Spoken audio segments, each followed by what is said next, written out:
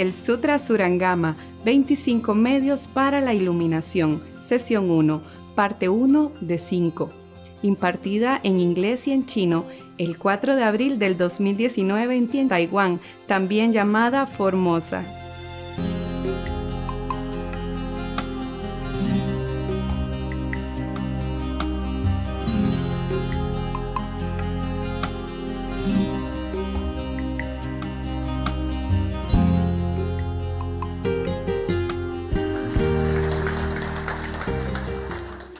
Ê, 过年有拿到红包了？有啊！哎呦，太好了！过年红包没有？没有 ？No。OK， 弥补。我没有，我帐篷什么都没有。I don't have anything. My cave very little thing. I don't have envelope. 啊。去。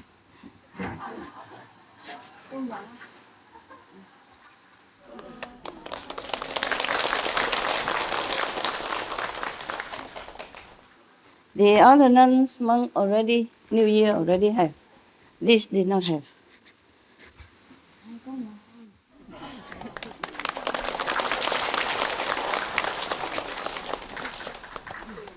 Doesn't matter New Year or not. We can always offer to the monks, yeah? I offer all the time when I see them, not just here. I come down. 佛保佑 ，OK? There, thank you. 供养，没有多少，不過數翻出。Đem về cho mấy ni sư khác. She already has, but I say I have one left extra, so for her to maybe some other nuns or monks need in Vietnam. Vietnam can always use, yeah. Monks and nuns anywhere can always use some money, okay? Even if they don't use for themselves, they can always offer to other monks and nuns. They more poor, yeah? You okay? Good. Thank you so much. Wow, a lot of people. That's good. That means you like to practice. The hair is a trouble. I want to cut my hair, shave it like them. Convenient, but cannot. At the moment, cannot. Oh, also this for you. Drink, okay? Beer, cola, juice. All nuns together, okay? 这个种厨房的，他们偶尔给我1个、2个，懂不懂？然后我就省下来，我不喝，我喝水而已。因为有时候要给工人啊，他们进来帮我修理，就给他们。不然的话，就今天有和尚给他们吧。I give it from my kitchen, and they bring me sometime 1 or 2. You know, I don't drink, I save it one side. And today, so I have a lot. Okay? Wow. And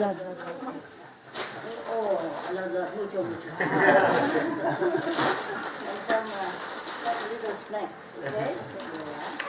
And some noodle. In case hungry.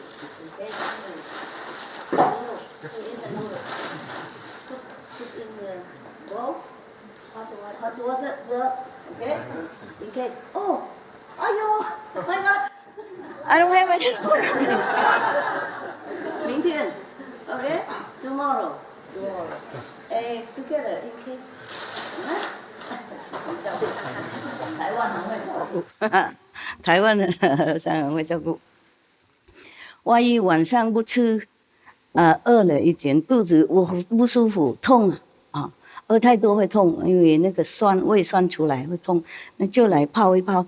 也如果不想吃那个面，认为太多，万一晚上不吃，懂不懂？然后饿的就可以泡一泡，喝一喝 ，OK， 给那个肚子那个酸呢融化掉 ，OK， 就这样子了啊。这是我自己本人有一些，本人厨房有时候给，然后我省下来啊。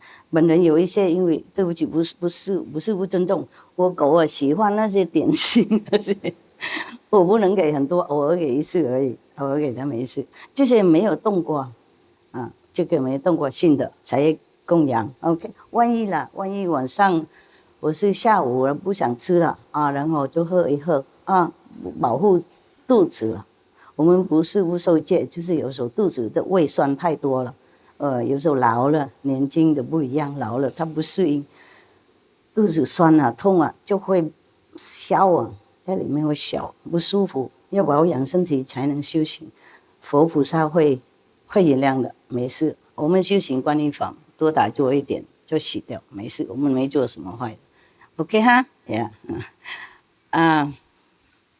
因为当和尚不容易啊，因为你们都在外面走跑来跑去啊，赚钱了，就没有想到当和尚不一样。OK， 不能赚钱了，懂不懂？然后有时候不好意思就问人家，肚子痛又不能去厨房说，哎呦，我要喝东西，要吃东西，我们是不禁止了，就怕他们害羞不去，所以身边我有一些的在供养啊，没有多少了。就是我山东没有很多，有什么都带来了。OK， 多谢收容，谢谢。一点点，万一需要的时候啊，放在一个地方，大家和尚都知道啊，需要就来拿一拿。随时都那个机器都有热水嘛，是吗？是。你们都知道哪里有热水吗？如果不知道，就叫他们一起去看，好吗？然后热水泡一泡啊，不然的话喜欢喝热水也是来那边拿喝热水。有时候不舒服不想喝冷水嘛。OK， 我们不是要求，不是刁难了，就是身体嘛，他有时候不听话。OK， 那就不要那么严格。OK， 修行要紧，多打坐，多布施法了。多想那个天上啊。佛上就要紧，不是说这一点东西就那么很了不起的事情啊。OK， 我们老身体不一样，像我知道我老了不一样，身体他有时候我是业障我不知道了。如果我一个人没有做什么，没人的，好久没有出去看什么同修是人的话，就没有那样这么复杂的，奇怪的都是奇怪的。怪病啊！你说什么？业障干净，你怎么知道？我有经验，啊！看到多人就这样了，对，会被影响，是吗？是，所以一个人修行，一个人这样躲起来修行是最有福报的一个人。OK， 梁延庆来了，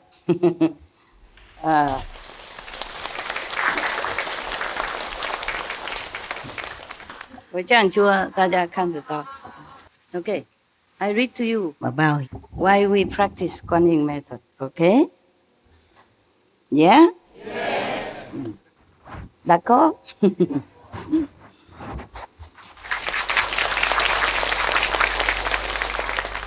We should really thank the past masters, monks and nuns and scholars who had take time to record the Buddha's teaching after the master's nirvana, and also for the past and present persons, lay or monks or nuns who have really dedicated themselves, sacrificed their time and precious health or under any difficult situation to translate this so that I can read it to you. And we have to thank them. And may they be blessed forever by all the Buddhas, past, present, and future. May their merit be immense. May they be liberated forever. Thank you.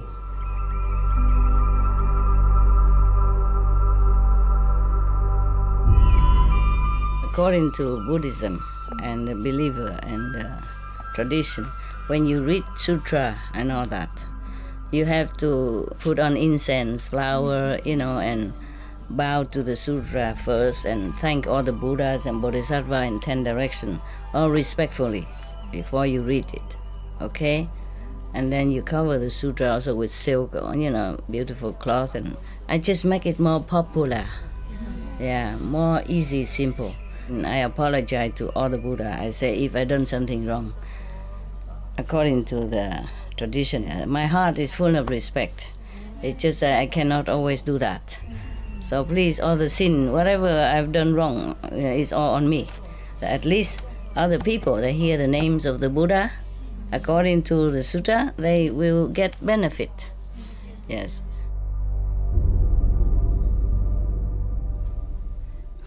Ananda.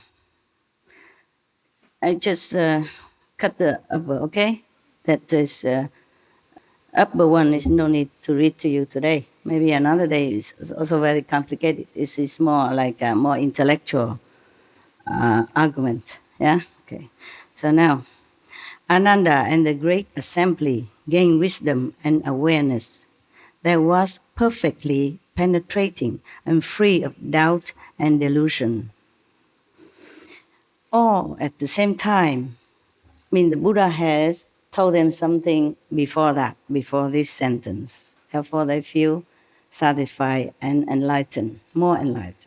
So, all at the same time, they place their palms together, bow at the Buddha's feet, and he said to the Buddha, "Today, our bodies and minds are illumined, and we are happily free from obstruction." Just today, just part of it, not all obstruction. We have understood the meaning of the ending of the six and the one. Still, we have not yet gone through to fundamental, perfect penetration. World Honored One, we who have floated and floundered our way through eon after eon, homeless and orphaned, had no idea.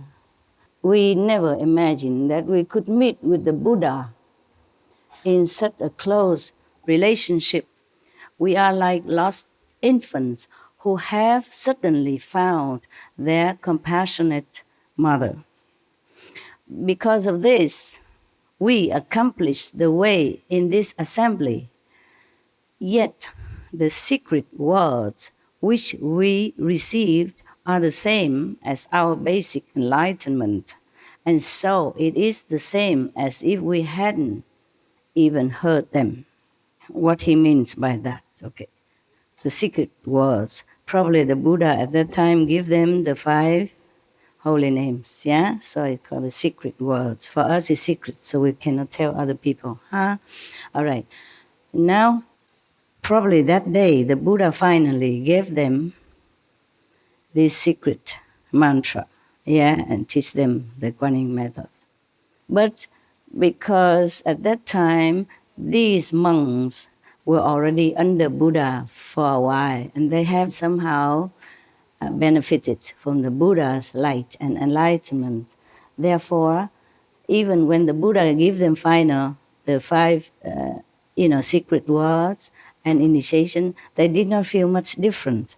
That's why they say it's the same as if we have been already, feeling or seeing all this time, basic enlightenment. Therefore, it's like as we have not heard them, complaining. We only wish the greatly compassionate one, meaning the Buddha, will bestow upon us the profound secret as the third-come one's final instruction. They want more enlightening explanation from the Buddha. After saying this, he prostrated himself, Ananda, withdrew and held himself ready for the secret opportunity as he awaited the Buddha's hidden transmission. He still thinks Buddha still hides something. He's asking for more. Yes.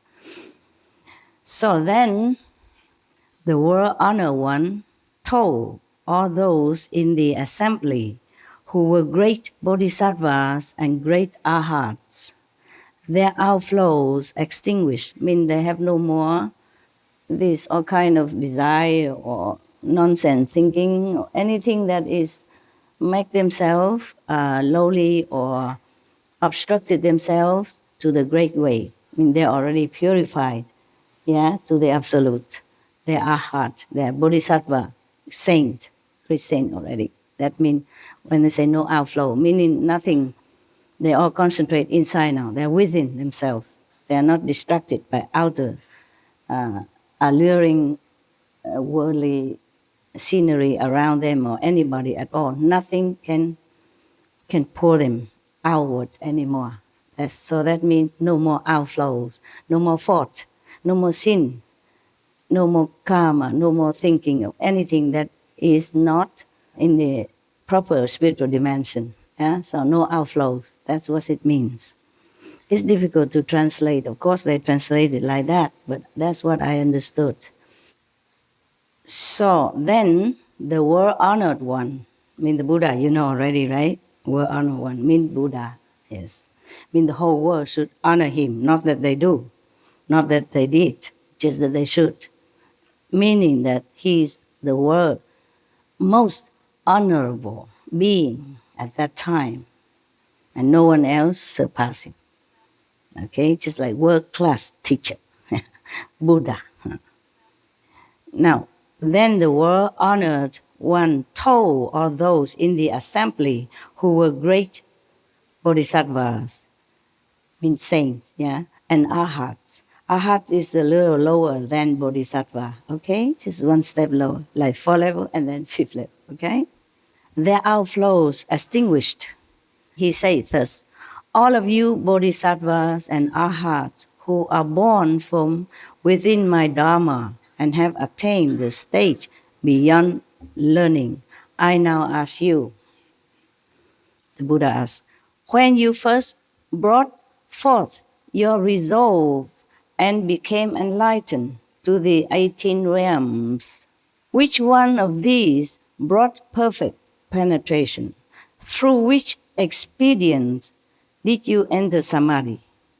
Okay, the Buddha had taught them different methods, or maybe they have just been enlightened by themselves through their own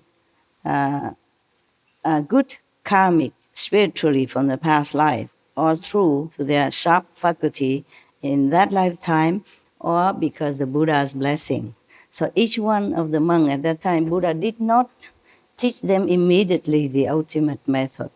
Buddha did not teach them the Kuan method until that day, I guess. Maybe that's why he's explaining to them why you have to practice this one now, the Kuan method, that day. That's why it come about here now, okay? So the Buddha asked them, the assembly of the monkhood, who always has been following him a long time, or years or months, which method has brought you enlightenment, to begin with. So one by one, they will tell the Buddha now, okay? Yes. Not all Kuan method, okay?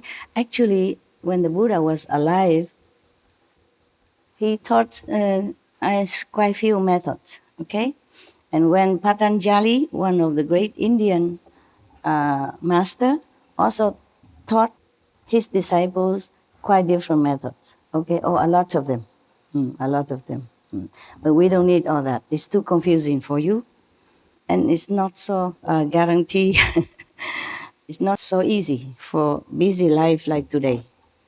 And also because nowadays we are very, very much contaminated by so many things and so distracted. Therefore, Kuan method is easier for all of you. And at that time, even at that time, the Buddha will say the same. Okay? Now I will read on and you will know what I'm saying. The Kuan method I mentioned sometimes before already, like in Lotus Sutra, Buddha also say that. And other sutra also. And I say also in other religious sutra, they also mention here and there. I just say quickly when I go lecture. Yeah. But this is a more detail. Okay? One by one. I could tell you about, the Buddha already said that. Okay? So I'm going just to read it to you. It's more authoritative from the Buddha. You know, the Buddha, he took 250 plus precepts. He don't tell lie, okay? It's written black and white. He would not teach you for what? He went out and begged for 1 meal per day. What does he want from you or anybody at that time? So what the Buddha said should be true. Okay, huh? Yeah. All right. Now, one of the bhikkhu, meaning one of the high monk. Bhikkhu is a monk. Bhikkhuni is a nun. Understand that? Bhikkhu is the name, Sanskrit name for fully precepted monk. 200多戒律，250哈，对，250, more or less, maybe some extra or some less, because later on the Buddha said to Ananda, after his nirvana, some monks could relieve some of the small precepts. For example, you don't take a bath more than once every 2 weeks. Well, Buddha said for such a precept you can overlook, because in some area too hot, but also a lot of water is okay. The reason that precept was there when Buddha was there, because they assembled together and so many monks, and at that time we don't have tap. You complain about water here, but you should know if you live with the Buddha at that time, you probably can drink only every 2-3 days. You can take a bath only every 2 weeks. Too many, you know, and they don't have enough facility. So, of course, bath once every 2 weeks is okay. The Buddha don't know. He didn't even have to give me that precept. I don't have time to take a bath so often. You understand? If it's too bad, I just wipe, okay? Wipe myself, change clothes. For example, like that, yeah? Okay. Or maybe eat once a day only before noon, yes? But the Buddha said can relax. If you have to travel and you don't have the food on time, then you may take a food after that. For example, like that. Because if every monk go out begging all day instead of one time a day, how do they have time to listen to the Buddha teaching? How do they have time to meditate? You understand that? Okay. At that time it's different. The Buddha knew that. So he said after his nirvana, some precept can be relaxed. It's like that. Okay, huh? But I'm not going to go further on precepts since you are no monks. And these reverends, they know already. Huh? Okay. If you're not monks and nuns, you're not allowed to see the precepts. Actually, you should not know about it. Okay? Maybe you know and then you don't keep it. It's bad for you. Your conscience already know it and you don't keep, you feel bad. Maybe you look down upon it, just say, wow, what nonsense.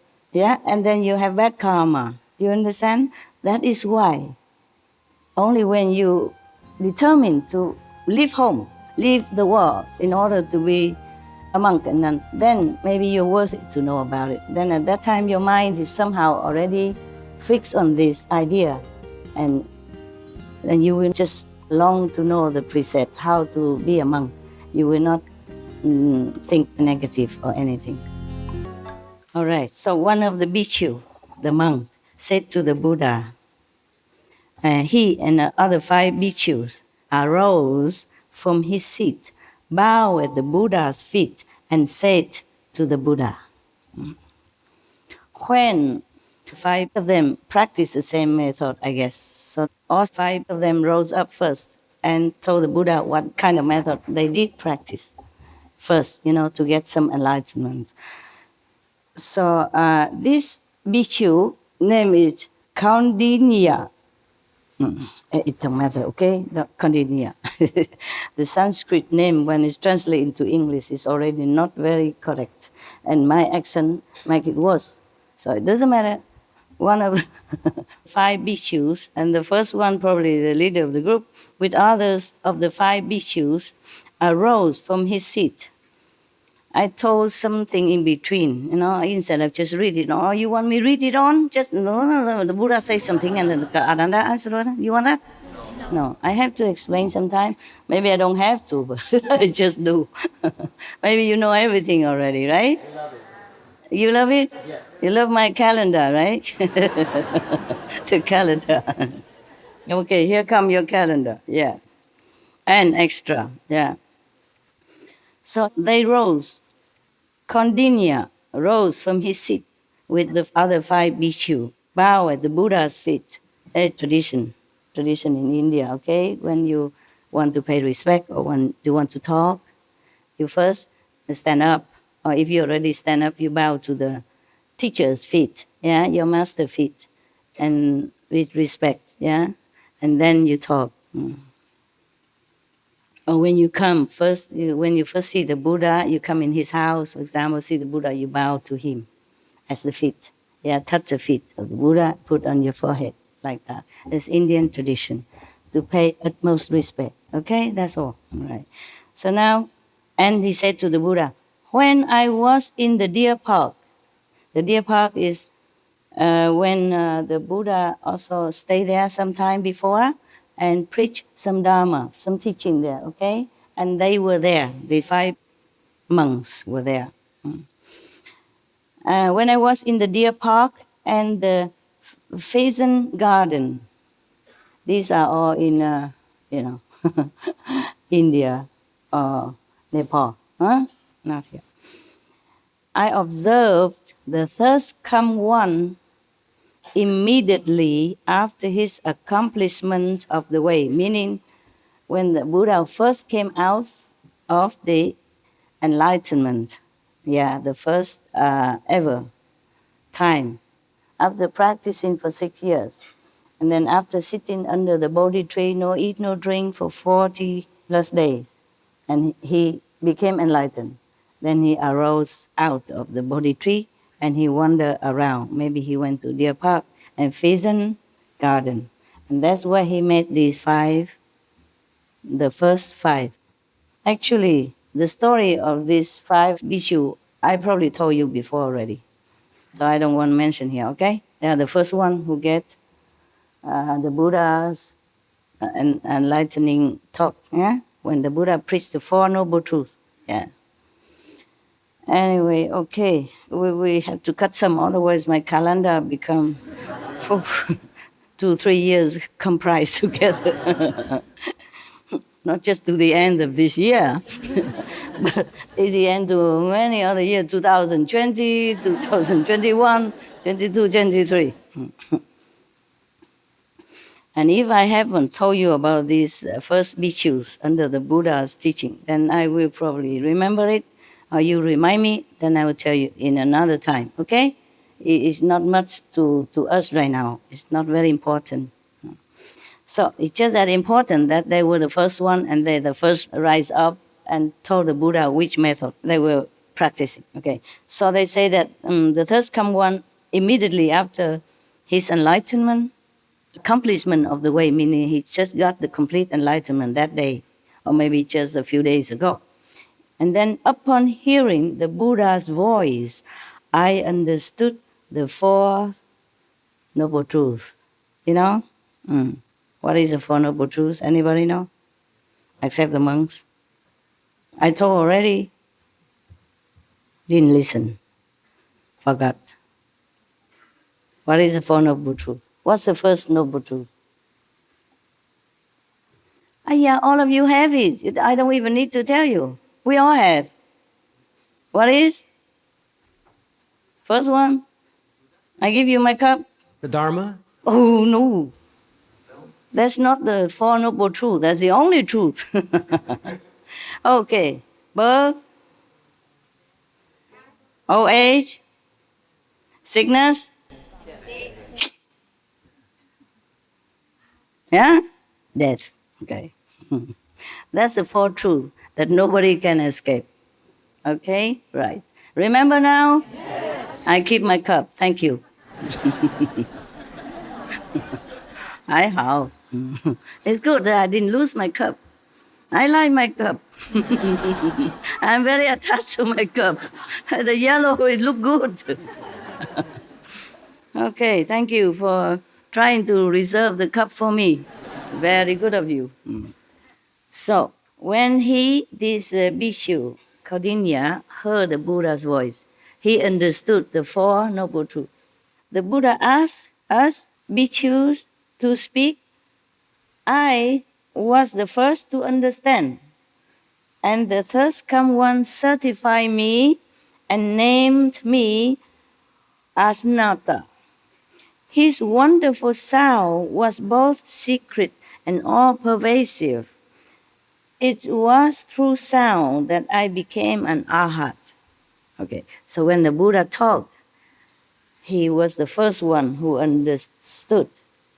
When the Buddha first preached the Four Noble Truths to these first 5 people, first disciples, he understood immediately. So he thinks it's because of the sound of the Buddha voice that make him enlightened. Not because of the sound. It is the Buddha sound. It's different. Yeah? A complete, all-pervasive Buddha sound. His sound, that's why he said, his sound is not a normal sound like me talking to you. You need a microphone. And you don't even understand. Many times I keep asking you, what did I just say? Something about the Qing dynasty. Huh? Yeah. Or the world when you were not born, something, history. Okay. That's why I told you, don't listen to gossip, because even you stand here, sit here right in front of me, I use microphone, and even you understand English, you also did not hear nothing. I don't know where are your mind, but you did not. Not all of you understood. I don't know, what are you listening? What are you listening? Ah. Listen to you, Master. Yeah, that's what you say. And you did not listen to me. I don't know. You're thinking of boyfriend in Africa. New boyfriend. Or maybe would be, will be boyfriend, future boyfriend. Future wife. I don't know. Because I asked you today also, you did not answer correctly. I wonder. That's why I said to you, don't listen to people talk, especially negative things about other people. Even if you hear it, even with your own ears, or see with your own eyes, things are not the way it looks like, or seems like, yeah? It could be wrong. You could be wrong. Some criminals, so-called criminals, went to prison for nothing because a witness say that it's him. But it wasn't him. Maybe look alike. Maybe the witness see it wrong. Maybe he thinks wrong. Maybe at that time he was drunk and seeing double. Who knows? Okay? So some prisoner went there, I would say wrongly accused, and even died. Have death penalty. That's why some countries, they abolish completely death penalty to avoid this unfortunate, event, unfortunate things happen to innocent people. So he said because of the sound that he became arhat. But you have to listen well. Listen, yeah? Listen well. He said that the Buddha sound, his wonderful sound, the voice, was both secret and all-pervasive. It was through sound, but this is different sound. You see that? All-pervasive and secret. How can that be? How can that be secret when the Buddha was preaching? Anybody know the cup is going? Nature in Buddha. At that, in the sound, no. He hear the Buddha sound. He said the Buddha was preaching, you see, because the Buddha was preaching the Four Noble Truths and he was listening. He heard it and he understood it. But it was both secret and all-pervasive. You always make me look like a wise person. You always force me to tell you the answer. Why is that? Huh? Okay. Since I have no choice, I pretend that I know. All right? And you just have to take it because you don't answer me. So you have to take whatever answer I give because that's what all I knew, okay? I guess when the Buddha was preaching, because Buddha just came out from enlightenment, with all this energy in him, conserved all these 6 years and 40 days intensive meditation. He just came out. So the whole beings of him is full of blessing, Buddha power, light, and wisdom. Incredible at that time. So these 5 lucky bhikkhus, practitioner, got it all. At least as much as they can absorb at that time. So when the Buddha was preaching, he entered samadhi then. You understand what I'm saying? He's still here, one side from the Buddha's worldly voice, but inside he also hear the Buddha in all 10 directions then. Because when the Buddha says something, it's not just the humans that hear, the animals hear them, the devas from heavens hear them, the ghosts, all the one hear him. It's all in the 10 directions. It reverberates all over everywhere.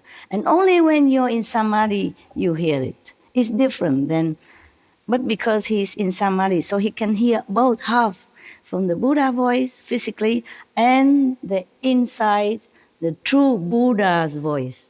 Therefore he thinks, okay, that's what enlightenment was. I was enlightened because I hear the Buddha's voice, which is secret and all-pervasive. Secret because he heard it inside and all-pervasive, as if only the Buddha was only whispering to him. Because he see nothing at that time anymore. He hear nothing else. He don't see the other 5 bhikkhus. He don't see anyone else. He doesn't see anything.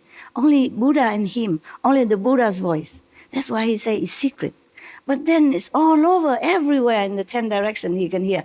Because he opened his ear at that time. You see, the Buddha blessing make it happen like that. Yeah? In the presence of the Buddha, many wonderful things happen. So this is what happened to him. And he thought, wow, because the Buddha is preaching, I got enlightenment. You understand now? Yes. Take it or leave it, because you don't have other a wiser answer for me. No? Right. Moment. Or maybe I just sit on the table, huh? Yeah, sit on the table.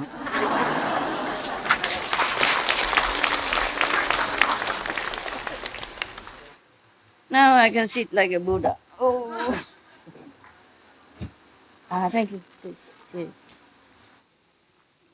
Okay, so the Buddha asked us about perfect penetration, as I have been certified to it. Sound, voice, voice, is the superior means for him. Is it? What if you don't have anybody ever talk to you? What if you stay in the jungle? Only animal or bird singing. How would you get enlightenment then? Huh? See? Okay. But the Buddha will tell you later. I'm not saying, oh my God, I forgot. I told the end of the movies.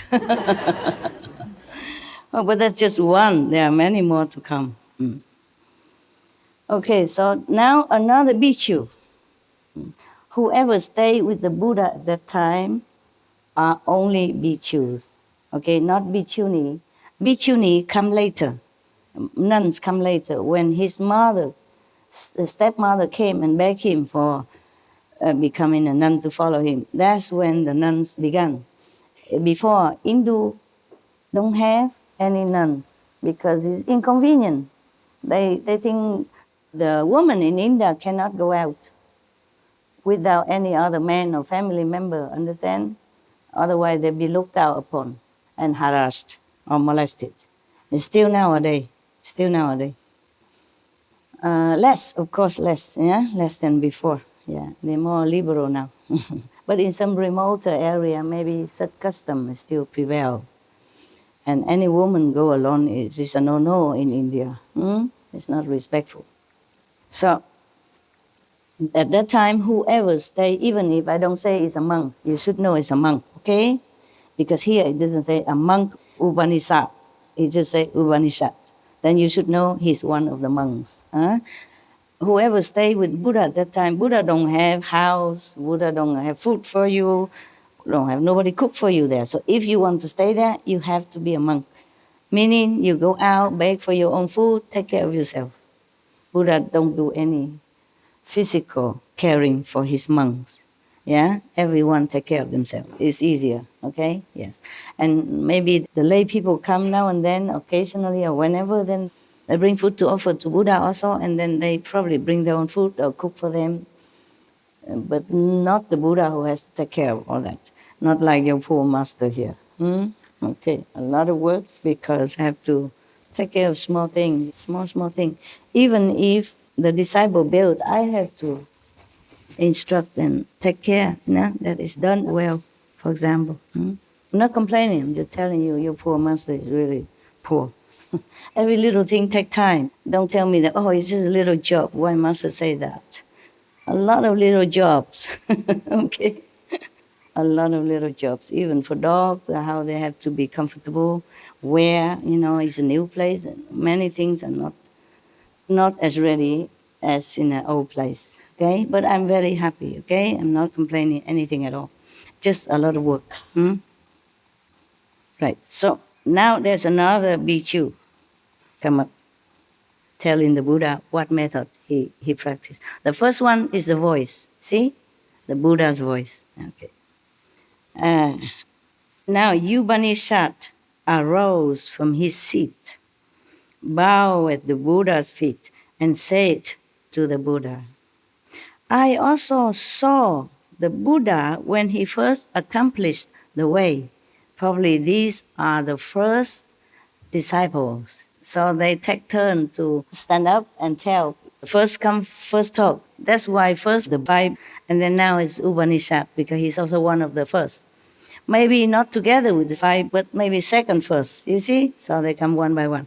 Upanishad say, I also saw the Buddha when he first came out of Samadhi, of the perfect enlightenment accomplishment. I learned to contemplate the appearance of impurity until I grew to loathe it and came to understand that the nature of all form is unclean. Bare bones and subtle dust all return to emptiness, and saw both emptiness and form are done away with. With this realization, I accomplished the path beyond learning. The third come one certified me and named me Upanishad. The object of form came to an end, and wonderful form was both secret and all-pervasive. Thus it was through the appearance of form that I became an arhat. The Buddha asked us about perfect penetration, as I have been certified to it. Form is the superior means. What means form? Like you are a form. He is a form. I am in the form of a human. Or any other thing here has a form, okay? Air doesn't have form. Water maybe don't have. But these or these have form, okay? And so these 5 bhikshus and this Upanishad bhikshu also have been certified by the Buddha. Certified meaning when they told him about their experience, yeah, and the Buddha said, yeah, that's that. You have been in Samadhi. You are at level of arhats now. Congratulations. Buddha first came out of enlightenment. I would also like to be there. Taking in all this blessing, you understand, power, and I love, When Buddha first come out, he's so generous, you understand me? Whoever come, take it. And he has no worry about karma or nothing at that time from disciple. But even then later on, he has karma, because more disciples come, more karma accumulated. And even the Buddha cannot digest it immediately if it keep repeating and coming and not enough time to erase. Just like if you are very dirty, take a few shower, longer time to clean. If you just sweat a little bit, just a little soap or even no soap, you rinse it out. When it's accumulating, if you've been working all day in the hot sun, in the dirt, in cement, in the rock and all that, then of course you're more dirty. And all day, and not just a few minutes or a few 1 hour, 2 hours, different, same. The Buddha, when he first came out, no problem. By the way, I told you these 5 first bhikkhu are very bad. They were taking Buddha's blood before, many former lives. You remember now, okay? So that doesn't mean they are good or angels or anything. It's still bad karma, and not very good, But the Buddha took them in, no problem. He didn't feel nothing. And another one, Upanishad, came, also no problem. A few more, no problem. But in some time later on, normally Buddha don't mention much about his taking karma or anything, or no, not too much mention in the sutra. But one time something leaked out, like because of the disciples' karma, he has no food to eat for 3 months. He has to take horse feeding, horse food. Just one sentence that we can understand now, leaking out some secret, that the Buddha also took the karma from disciples. And mostly also in the Bible, like Jesus, nobody mentioned that. Jesus also don't say take karma or anything. He said, come to me, you heavy laden. I will, uplift you, quicken you, But then later, in 1 or 2 sentences, they say, because of disciple karma, he has to be crucified. No need to say a lot. Then we know that it's all the time, just one time. If it mentioned one time, that means all the time, often, So the Buddha, at that time, he just came out, powerful, strong, don't have disciple, just 1 or 2, or even 2 dozen, 200 is a piece of cake for him. Later on, 2,000, 200,000, or maybe more. Then he crumbled, just for a little bit. And because of the disciple that he could not even stay long in the world. He's supposed to stay long, forever. But Ananda didn't answer, didn't beg him to stay, didn't say, oh, please stay. So finally, Buddha has to go. Nobody invited him to stay.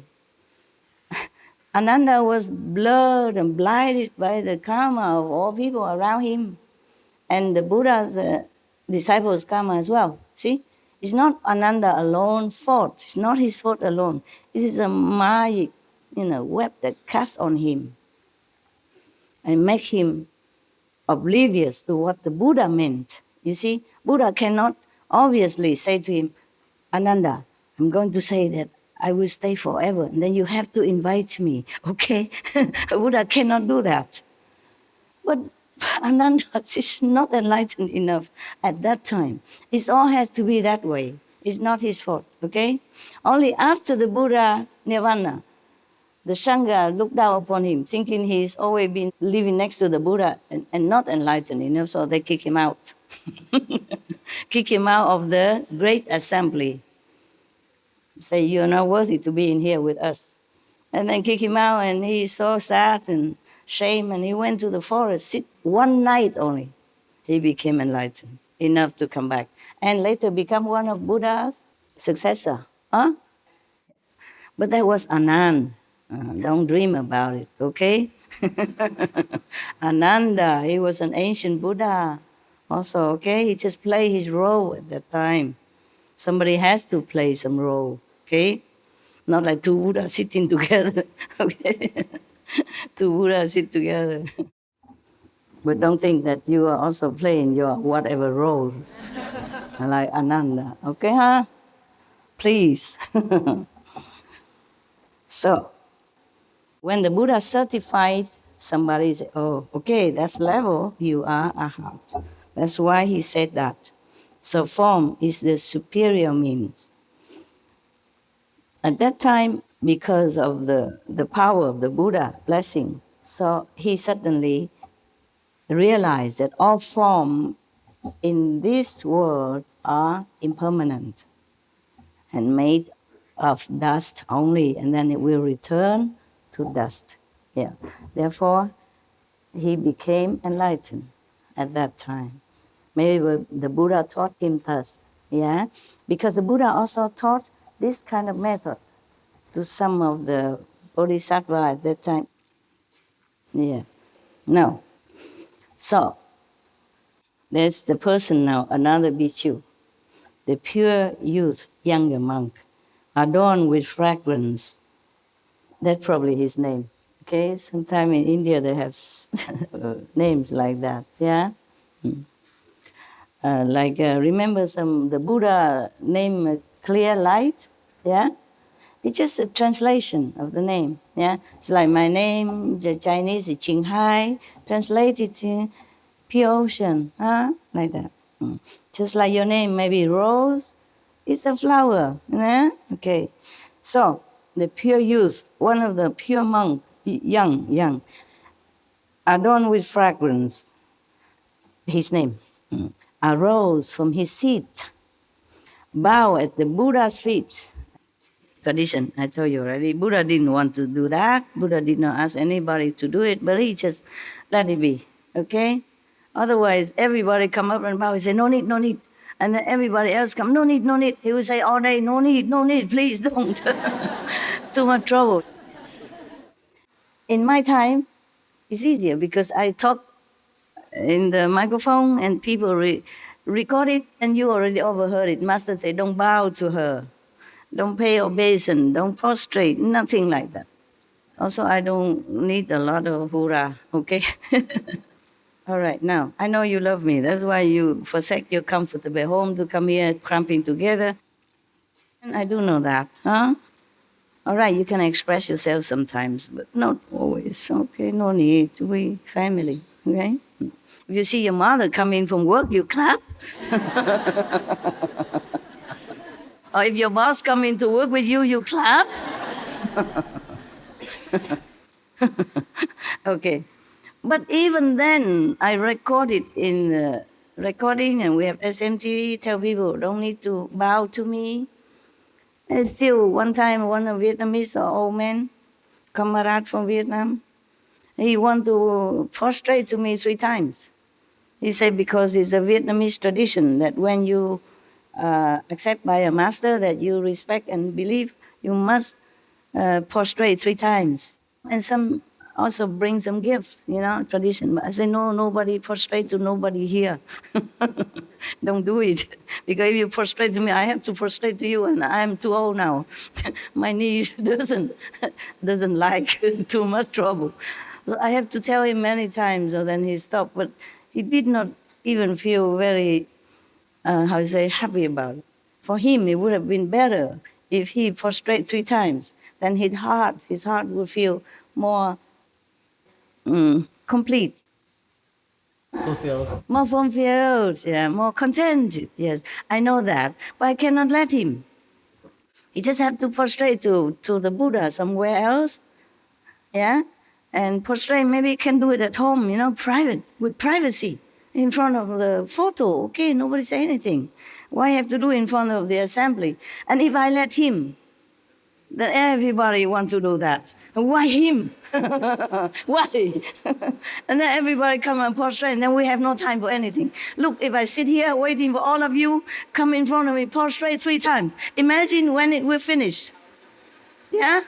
And waiting as well, and dusty, and no time for Surangama Sutra, no time for eating dinner, no breakfast, no cleaning the hall, no meditation, nothing, just prostrating all day long. In queue. In queue. Understand? Yes, we have respect inside, and it's fine. I know you love me. Somehow you do, yeah? At least most of you. It doesn't matter if you don't love me. I love you. That's 100%. Okay? Just like one man who was very much in love with one girl, but she's not in love with him. The story I told already before, but it's very appropriate here. So the man, he keep following, he keep like chasing her every way and giving her gifts and stuff like that. And the other friend feels sorry for him. Oh, she doesn't like you. Huh? She doesn't love you. She doesn't care about you. Why you waste your time? No. Our love is 100%. What are you talking about? The man said, who? Who 100%? You mean she loved you 50? He said, no, I love her 100%. My love is enough to cover for both. Yeah, what logic. It's so cute. All right, then. So he said to the Buddha, this adorned with fragrant adorned Bhikshu tell Buddha that I heard the thirst come one teach me to contemplate attentively all conditioned appearances. After I heard thus from the Buddha's instruction, I sat in repose in the quiet of a pure dwelling, just like you sit, in your corner at home meditation. I sit in a quiet corner of a pure dwelling. When I saw the bhikshu light sinking incense, the fragrant scent quietly enter my nostrils. I contemplated this fragrance. It did not come from the wood. It did not come from the emptiness. It did not come from the smoke. And it did not come from the fire. There was no place where it came from, and no place it went to. Because of this, my discriminating mind was dispelled, and I attained the absence of outflows. The third come one certified me and called me adorned with fragrance, according to his experience. Defiling scent suddenly vanished, and wonderful fragrance was both secret and all-pervasive. Again, it was through the adornment of fragrance that I became an arhat. So, the fragrance awakened him. But this is different. It's not like you sit here, I put an incense next to your nose, and you became an arhat. I wish I could. Then I would buy all of the incense in the whole world and put a bunch in front of your nose. Then we are done with, and I don't have to come here. Yeah? And I will go buy incense and put on everybody's nose I can outside in the world. Then we all enlightened. So, is that easy? In this time of Dharma ending age, even, all brainwashed. Okay. That is after he met the Buddha. One of the first disciples here. Buddha is still strong, young, full of power, newly enlightened. Of course, he's newly enlightened, meaning he newly reclaimed his position as a Buddha. Otherwise, he has been Buddha long before we even know what the name of the tree, or even know this word, nothing. Known long before this universe or this earth has been even formed.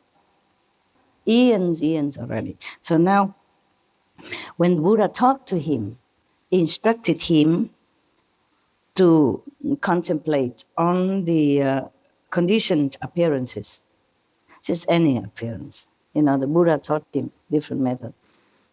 At that time, and in any time, I'm telling you, most masters don't teach you immediately the Kuan Yin method. Have to first purify you. Like Milarepa, his master make him work and work and work from one house to another, saying there, not good enough, make another one over there. And then over there, no good, take it, make it over there. You understand what I'm saying? Yeah. Also same it with many Indian master before. They teach you something else first. So like that. So the Buddha taught this bhikkhu when he first came. When he first came, he wasn't even monk, yeah? Maybe just the lay people and who want to follow him. Then they became monk later on. Because if they want to stay with the Buddha, they have to take care of themselves, you know? They cannot just rely on the Buddha to go shopping, go for shopping for them or cooking for them, yeah? Or make money, buy food for them. No, cannot, huh? Okay. So after he heard this, the Buddha tell him to concentrate, you know, in meditation and conditioned form. Conditioned form means it will be born and then it will die. Just like our life is conditioned like that. Sometimes some teacher, or maybe Buddha at that time also teach you to contemplate on the light. Yeah, one light, like the flame of the candle. Okay. When I saw the bhikkhu light sinking incense, the fragrance, you know, that's why he attained the absence of outflows, means he is purified. Yeah, good. No more mundane thoughts will come from his mind or enter his mind. Understand? No obstruction. The Buddha certified him and called him adorned with fragrance. And then any defiling scent suddenly vanished, and wonderful fragrance was both secret and all pervasive. You see, this is different type of fragrance that he smelled. He saw the bhikkhu, other bhikkhu were lighting incense. Some incense were sinking, maybe half broken already, and no more flame, no more burning. So some bhikkhu, some monks, take turn, probably on duty. They come and light this incense again. Sinking means no more. You see, the incense was like falling down, the ash falling, no more burning. So some bhikkhu lighting it. And then at that time, he happened to be nearby. And he saw it and then he smelled the incense. But it was both secret and all pervasive, meaning he saw it outside, he smelled it from his nose, but then he can feel the whole universe, the whole earth was filled with the fragrance. That's why it's all pervasive. Yes. And then he attained Arhat, fine. So the Buddha asked about perfect penetration. As I have been certified to it, the adornment of fragrance is the superior mean. For him, it's a superior means. Okay? For him, of course. So now this is the third superior means that already we have heard. Okay? All of them, all three groups, has attained Arhat, purification, Samadhi. Of course, at that time when he smelled that incense, he already entered Samadhi due to the Buddha blessing, because Buddha just instructed him to go meditate. Buddha blessing went with him, not just instruction by mouth, but the Buddha says something to you, bless you. Yeah? So he went and he entered Samadhi. But he still can smell the incense from his own nose. But yet he feel the incense is filled all over the 10 directions. That's why he feel it's secret, private, for him only, but also everywhere. Because he's already lifted up. He's already lifted up. I tell you, these things are true, you know. It's true like that. You can see outside and inside at the same time. You can be outside here and inside at the same time. And when you come down halfway, then you might still see some flashing light, you know, like sometimes when you sleep, something suddenly wake you up and the light still flashing when you're back into your body. But then it's gone, of course, yeah? This thing like that happened. And it happened to me also. Today I just told the kids my own story, you know. I see things, but it's not there. Like I see a beautiful sofa, which I imagine it should be, and then it wasn't. It wasn't that sofa. It was an ugly self sofa that I did not like. And I saw the whole Taiwan become like European. But it wasn't. I was in Taiwan. I even call everybody to ask, am I in Taiwan or am I in Europe? And they all certify me. That I am in Taiwan. Master, you are in Taiwan, and we are in Shihu now. After the third certification, I know. Okay, and then I saw the sofa, which is not the sofa. I stand in front of it and praise it. Oh, this is the sofa that you should buy. This is good. This is the sofa I wanted you to have. Wonderful, wonderful. And later I said, please buy me another sofa like that. They bought me the same old style that I already did not like. I said, Master, but you ordered us to buy the same sofa. I said, the same, the white one, the beautiful one that I praised in front of you. They said, yeah, we heard you praising the sofa, but we did not know why, because you told us you don't like the sofa before. And all the whole Sihu, none have this sofa anywhere. And none even in any catalog that we saw. Okay, so later I give up. I just accept the whatever ugly sofa that I did not like before. Because they keep moving, and then they will buy me another ugly sofa anyway. So I said, never mind. It's only for dogs and me. Fine. And then I told the kids also that sometimes they buy me juice in a plastic bottle. And they give me just like that, yeah. And then before I live somewhere, there's no filter water, so I just drink the juice. Sometimes in the kitchen, they bring me some, sometimes 1 bottle, 2 bottles, and I drink it in order to use the bottle. So I save about 6 bottles. To wash my hand, or to dampen the cloth sometimes, to wipe something. Yeah, so I don't have to go out in the rain to get the water. So I have a 6 small bottle, small like this, 6 of them. I'll put it there next to a bucket, yeah, so that I can wash my hand or rinse the towel in it. When I don't want to go out to get water, I always have some water inside. Also very convenient, sometimes the water they cut off because I often have to repair a water pipe and stuff here. So I always have some water in case, I feel I'm very smart, And whenever I use it until only 1 bottle left or none left, then I bring them all outside, I fill it in and bring it back in. And I put some in pockets, some under my arm, I bring them all in together, 6 bottles. And one day, okay, same usual. I always put the bottle in front of, whatever empty, I put right in front of the door, behind the door. Before I open the door, you see it right in front of it. But the door has 2 panels, One side I fix it with the latch so that you don't have to always open. Because if you don't fix one at least, then the wind will blow boom, boom, boom. Even if you lock, it still go pluck, pluck. So I put the 5 bottle in front of that latched door part. The other part can always open the latch and go in and out. 1 part enough for me. I'm only small. No need 2 or both open. They make it 2 in case you bring furniture in, but I don't have any furniture. I have only a step and 1 step and 2 steps. You can use that as a chair. And also to step higher to fix some curtain or something. That's enough, okay? I don't have table because in the cave already have some stone structure with the height. You can use it at the table. What for have a lot of things? And I have to dust it all the time, I'm lazy, working too much already. And then I put the bottle there, 5 of them together. Put right next to the door, so when I come out, I will take them together. I won't forget, see? I don't have to come back in again, let the bottom come out. Whenever bottle empty, I put right there. So the door is like this, okay? This is my inside house, okay? Inside. This is the door. And when I want to open, I open like this. Got that? And this side fixed. This side open when I want to. Otherwise, I lock them together. Understand? I lock them. Those feel safe, yeah? I lock double. Double chain and another lock. So it's equal to 3 locks, okay? At night, yeah.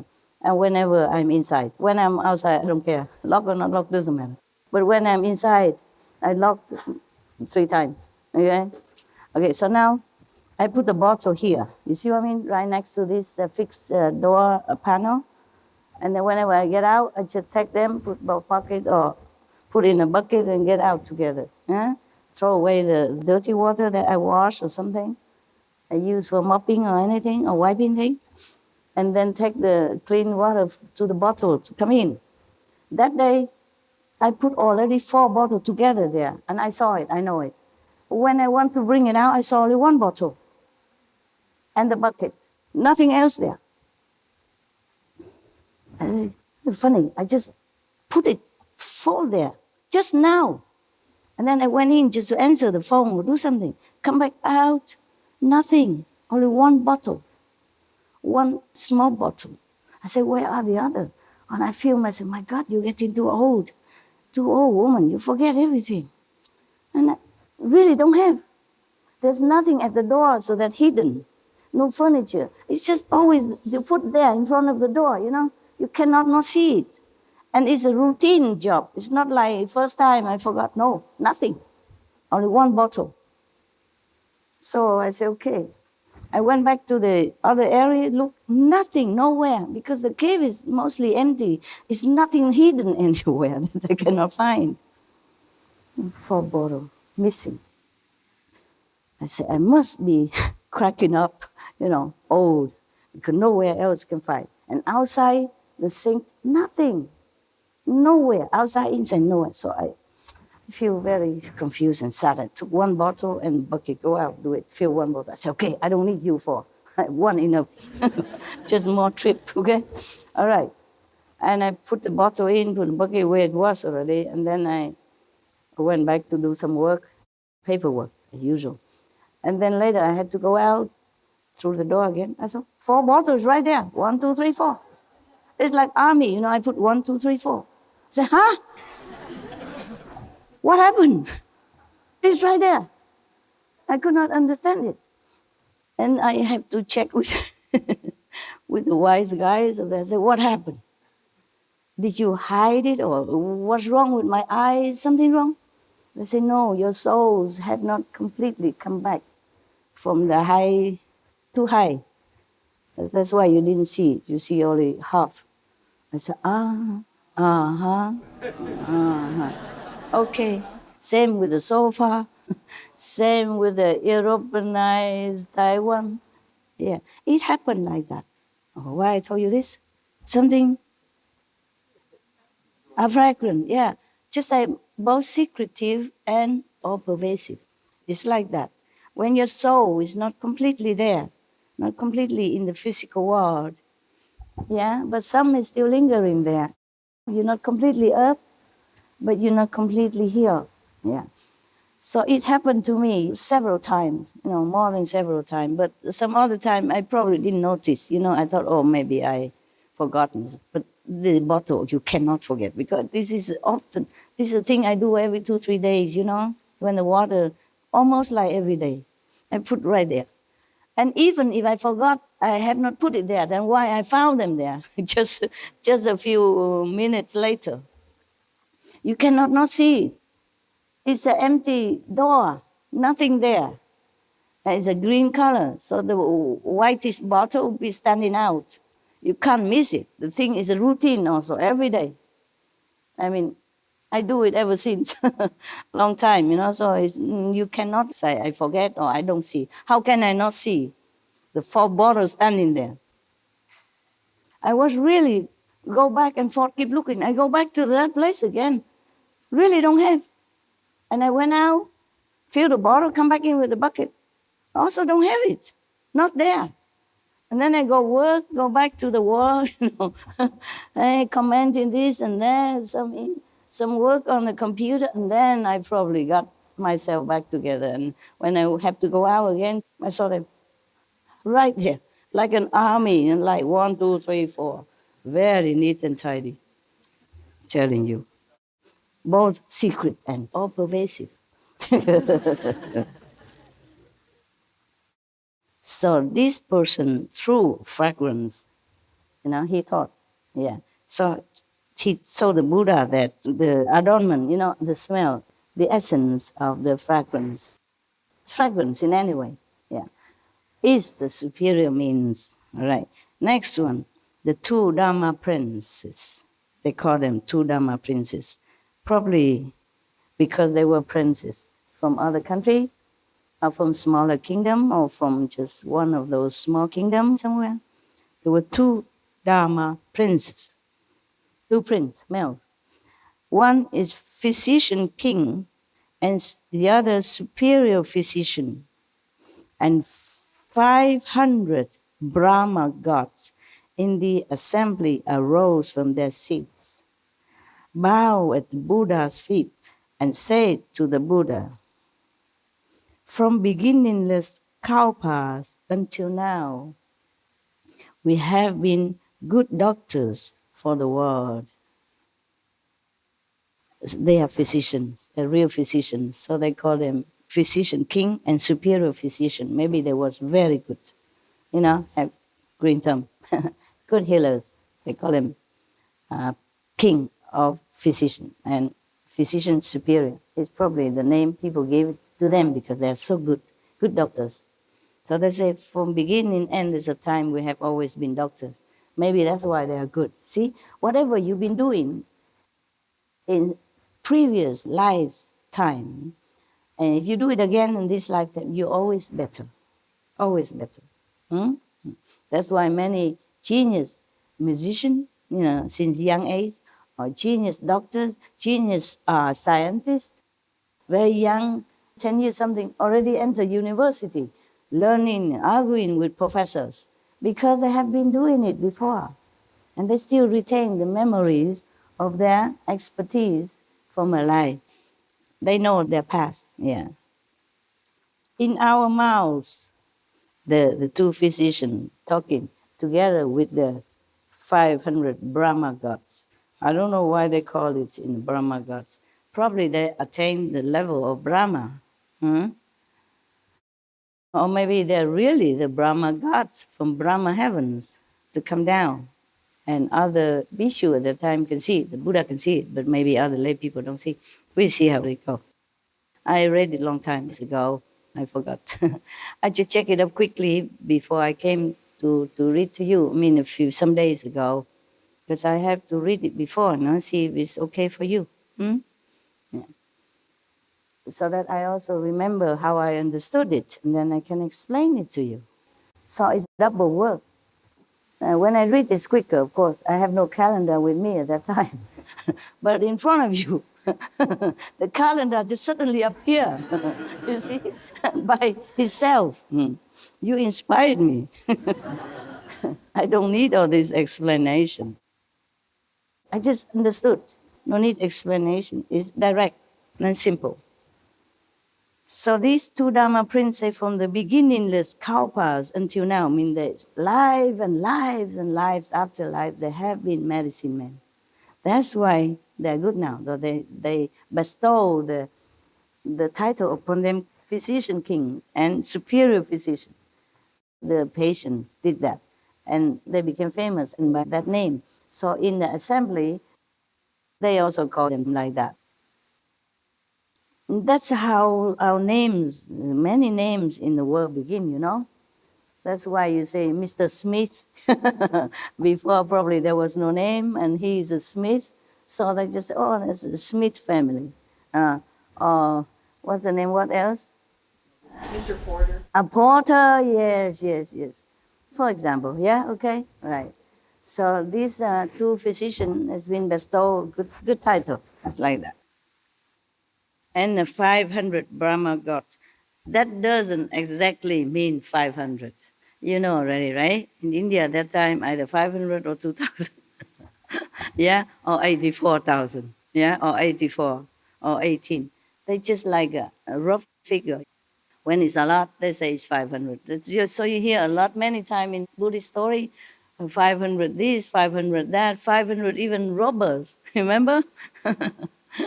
Okay. And Krishna has 500 hurt girls, And Buddha have 500 concubines. He doesn't have 500 concubines. What do he do? What does he do with the 500 concubines? You cannot even manage 5 women, however tough you are. Okay? Poor prince, poor Buddha, if he really had 500. Imagine just 5, and they quarrel with each other and compete. Yeah, and vie for attention, competing, quarreling. How can any man even live in such a situation? From this kind of atmosphere. I advise you, never wish to become any king. Don't, okay? Don't.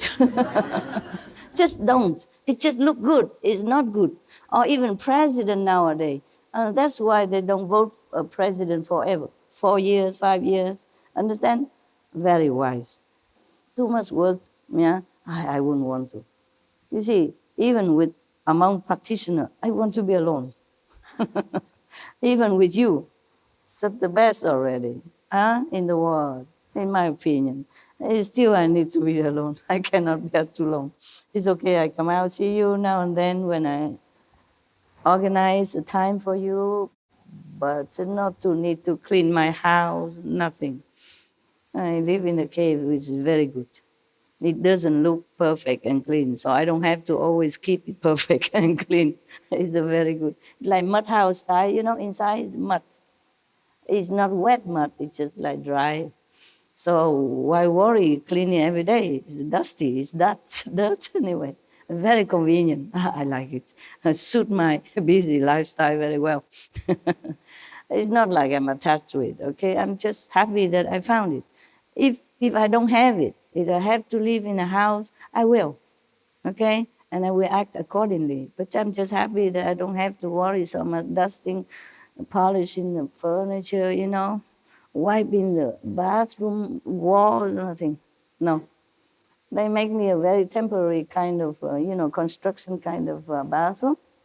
Plastic or maybe metal painted on it. I don't know. After I bath, I just use hot water to sprinkle all over. I spray some vinegar or some soap, and then I spray the hot water because it's very small, just enough one person. I spray also my toilet and also rinse it with boil water. Boiling water I already have in the bathroom. Clean, perfect. Yeah. No need to do a lot of work. If I have to do more work, I don't think I can sit here, truly. We have only 24 hours. I'm not getting any younger either. Okay, so the two doctors, King, continue saying, in our mouths we have tasted many herbs, wood, metals, and stones of the Saha world, of our physical world. Saha is a name in Sanskrit terms for our world. Okay, they don't translate it, just as Saha world. Because all the Buddhists understand that. Just like Samadhi, you all understand. So sometimes I say Samadhi, I don't translate it. So 108,000 flavors. Oh, there's a change here. 108, not 84,000, not 2,000. 108,000 flavors. We know in detail bitter, sour, salty, bland, sweet, and pungent flavors, and the like, in all their combinations and inherent changes. We have a throughout knowledge of whether they be cooling or warming, poisonous or non-poisonous, meaning they have to know all the healing property and the contradicting properties of all the herbs, the wood, the stone, whatever they use to combine to heal people. Okay, this is truly a glimpse into a physician's world. In the old time, they don't test it on animals. They don't have that many, they cannot catch all the animals to test it. Nowadays, we're so cruel, we test it all on animals. Luckily, it's getting less and less now. Otherwise, my heart just cannot bear if I think about it. It's just so wrenching me, Okay, so the doctors in the old time, in our physical world, have to taste the thing themselves. Sometimes they know it's poison, but they have to still administer first on themselves, bit by bit. And sometimes they get poisoned. Yeah, sometimes they can cure themselves, sometimes not. But they have to administer on themselves first, taste it first, before they can, prescribe it to patients or try it on patients. These are the true doctors of the old time. They have to go and harvest the herbs and pick the stone, those stones with mineral property, healing property, and the wood, whatever. They have to do it all themselves. Or maybe just a few assistants If the doctor are more famous, they have probably more disciples, and they help him also. But not like nowadays, no? Not so easy. And they have to taste all that to see whether or not they heal them. First, they put poison or something that make the patient ill, and then they try the medicine, see how much in order to heal them. They think this may heal, but they're not for sure, you see. They're doctors, physical. They're not like gods or something. So they have to try it. You see? Try until they heal themselves. First they have to get sick or get poisoned, and then they heal themselves. Sometimes they overdose because they don't know how much. Sometimes mistake, and maybe they die or gravely ill. This is a true fate of physicians. So we nowadays take all the doctors for granted. But they are also working very hard. You understand? They mingle among sick people, infectious patients, day in, day out. Sometimes got infected themselves. See? So these two physicians continue talking. While serving the thirst come one, we came to know that the nature of flavors is not empty and is not existent. Not empty, not existent. Nor is it the body or mind. Nor is it apart from body and mind. We became enlightened by discriminating among flavors. They concentrated, not like you discriminate by by your taste and then you enlighten. If it's so good, I go pick all the herbs, give you 2 different herbs, and you discriminate between them. Oh, this is peppermint, this is basilicum, and you be enlightened. It's not like that, okay? Otherwise, I can do that. Yeah? It's not. Who knows why? Just discriminating between the herbs flavor, they became enlightened. Who knows why? I'm not giving you a cup because, okay, you just have to learn. Why? So that they don't get contaminated between each other? They're not contaminated? Yeah. Anyone else? No cup, just your wisdom I want. Yeah. Because it took their concentration to, know the herbs? I mean the concentration to discriminate? Yes. Yeah, that's one point, yes.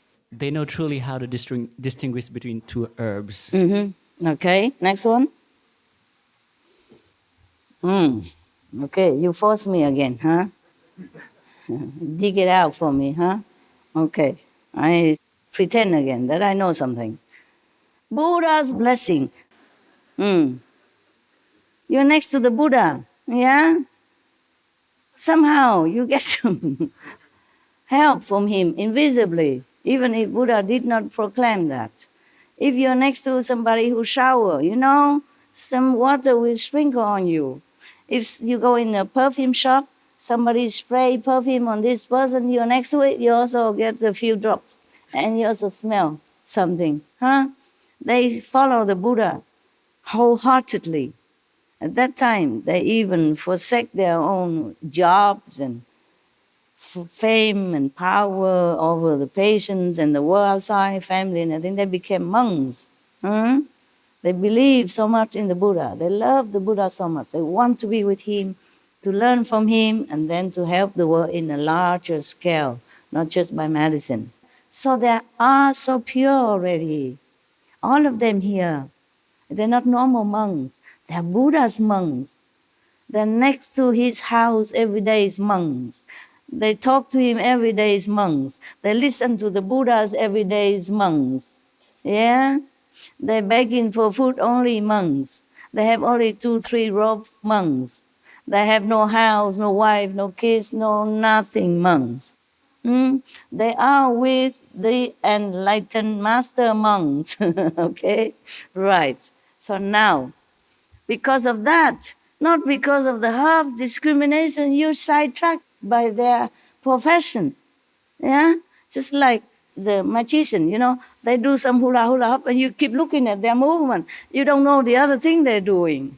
They distract you by one movement, while the other movement secretly they do something to show you something. Yeah, because you're distracted. You don't see where you should see.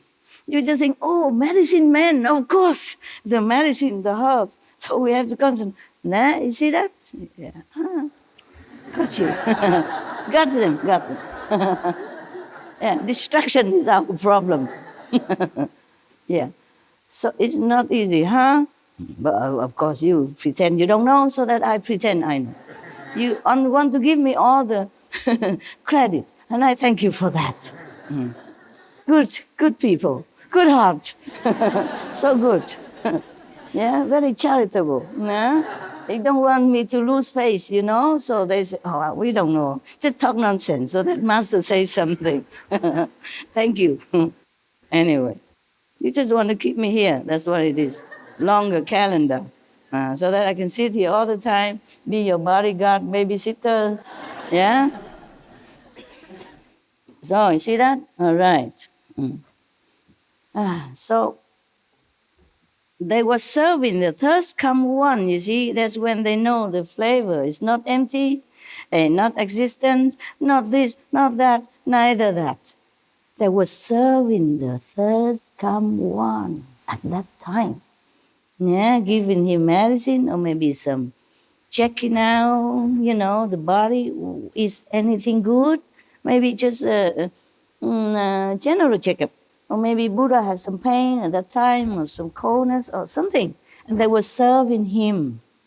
Know that, okay? It's not the normal, like they just sit there and smell in the herbs. Oh, enlightened.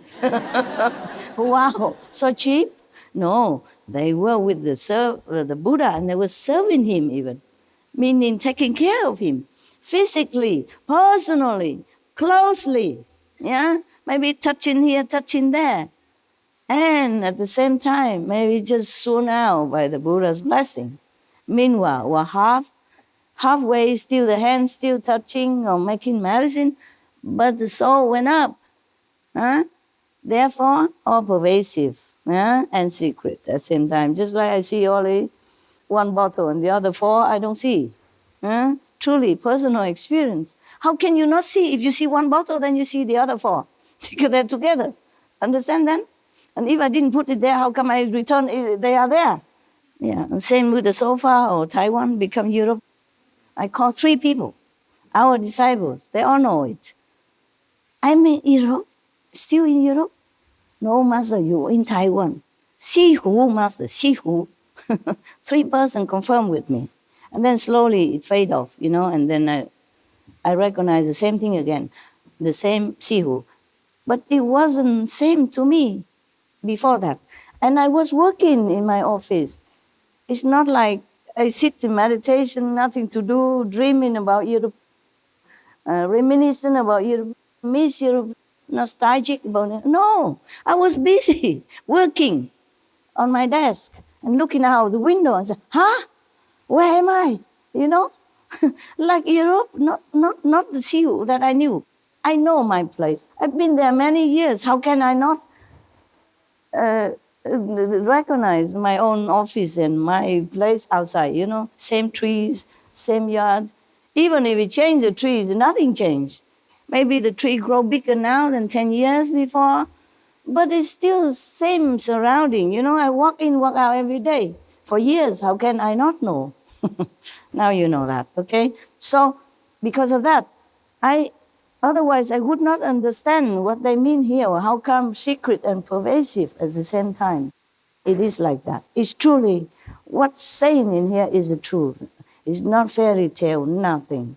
It's very simple, logical. You can be in 2 worlds at the same time. Many worlds and physical worlds at the same time. And that is for sure. So therefore, they were serving the thirst come one. You see, they were checking out on the Buddha, administer medicine or checking out on his health. Okay? And of course, you're so near to the Buddha. Yeah? What would you get? Yeah? All right, so simple, right? Because normally they have been tasting herbs for eons already. They say kalpas already. Thousands, millions of years they've been physicians, tasting all kinds of herbs already. It's not the first time. So when they were tasting or checking out the herbs for the Buddha, only at that time they suddenly realized, not the same. Huh? It not come from this, and not come from that, and not from here, not from there either. Suddenly they realize that. How can? Thousands of kalpas passed already. Only now they realize it. So it cannot be that they concentrate on the medicine or herbs. Nada. You have to listen. Okay, 1-2 words difference make a big difference of the meaning. So the third come one sealed and certified us brothers and named us as Bodhisattva physician king and superior physician. Of course, they are superior now. They are not just tasting the herbs, but they know the empty nature, the illusion of nature, of anything, including the herbs and the medicine. Yeah? They know the illusion, nature of our world. That's what it is. So the Buddhas, of course, this is a superior physician. Not normal, not just knowing the herbs, but knowing the true nature of herbs and all things. We should really thank the past masters, monks and nuns and scholars who have taken time to record the Buddha's teaching after the master's nirvana.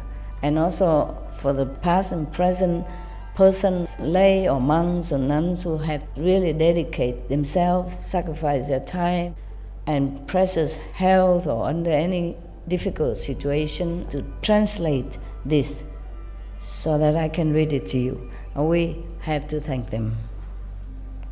And may they be blessed forever by all the Buddhas, past, present, and future. May their merit be immense. May they be liberated forever. Thank you. Wow. That's very good that I can relax a little bit among you. I feel all of you who came today are very good. Yeah, I feel that way, and I was very happy. Very, very happy. Because sometimes a few worms, rot the apples. And I don't like that. I never like that.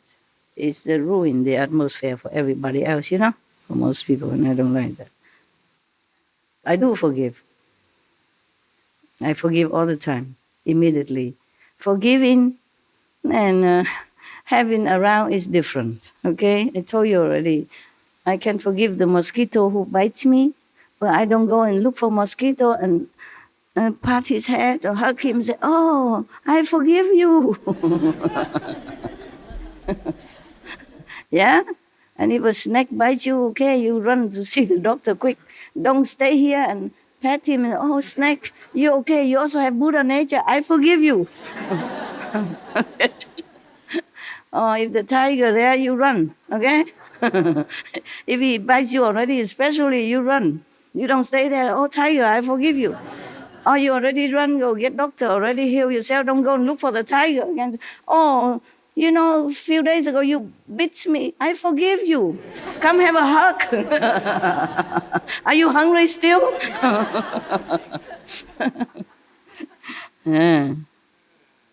Okay?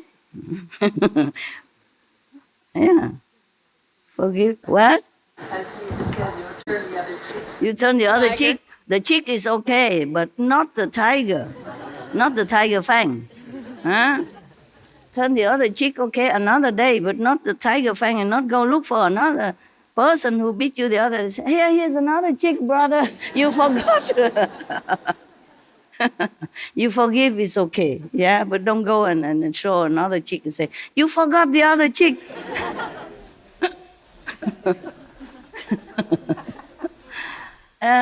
And tell him, Jesus say, if you beat me once, slap me one cheek, I have to give you another here. Here it is. I'm a follower of Jesus. Go slap me another cheek. Yeah. You must have compassion and wisdom, both. Not just compassion, okay? Wisdom is important. I told you many stories, huh? Yeah. One snake, follow a teacher, become enlightened. They all can, huh? The animals, they also can preach to you even. Any animal's kingdom, they have one teacher. And they listen to that teacher in their level, okay? So they also are enlightened in their way, okay? Maybe 4 level or 3rd level teacher, but they have a teacher. All animals group have, okay? Or kingdom have. Race, animal race, they have one. So I told you many stories, There was one poisonous snake, And he followed a teacher, so he didn't bite anymore. He became good and quiet. But one day the teacher came back and saw him beaten black and blue, half dead. Teacher said, "What happened to you?"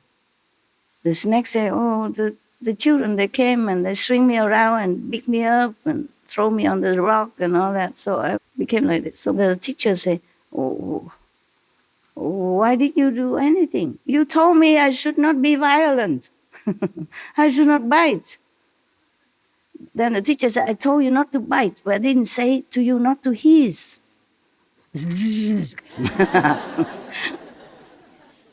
You don't have to be violent. You don't have to be angry, but you can react accordingly, okay? So that people also leave you alone. Otherwise, people also create karma if they harass you for no reason. Defense, self-defense have many ways. Doesn't have to be violent, no? Okay? But have to defend yourself. Like, okay, I'm a practitioner, okay? But I lock my house. Why do I have to have guard in front of my house? One more person working. I just lock, okay? They don't say, "Master, why you scared of you?" I'm not scared. I just take care of myself, okay? So you don't worry, so that nothing can happen. Even if it never happened, prevention is always good. Don't tempt people. Don't leave your money all over the place and tell people, "Money is laying all over my house, I know you're honest. I don't care." How you know? Okay? Why tempt people? Understand? Yeah. Also the same with the clothing. That's why you should wear, more decent clothes, yeah? Not too tight trousers to come in here and showing everything that you got. They don't come here to see what you got. Yeah? Try just to wear more decent clothes. Maybe buy some tunic when you come here, okay? Loose clothes, more comfortable to meditate. I know you used to wearing, tight things at home. It's easy, convenient to work at home. I know that. Buy a couple of tunic, okay? Like cover up to the knees or something like that. Loose, yeah? Not tight, airy, easy to meditate, cool, okay? Not sweaty. It's not obligation, it's just an advice. It's better for you, okay? Nowadays, many women wearing things is too poorly, nah? Not that they don't have money, they just wear it poorly. If you want people to respect you, respect yourself first. Understand? If you want people to, hands off you, you prevent it. Okay? Because sometimes I see some young girls, they don't understand much. They like to go with the fashion. They wear clothes almost like nothing, okay? And it's winter. Up here is all open door, freedom. Down here from almost at the hip, below, also freedom. It's very good to have freedom. But freedom means also responsibility. Take care of yourself so that you are safe. You're safe. It may be good looking according to your opinion, but it may be also meaning something else for the men, or even for other women. Women are not all women. Yeah, just like men are not all men. Yeah, it's not their fault. It's just their karma like that.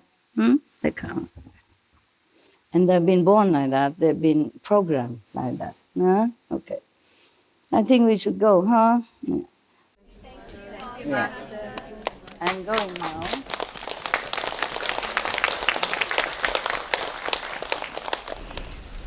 Down.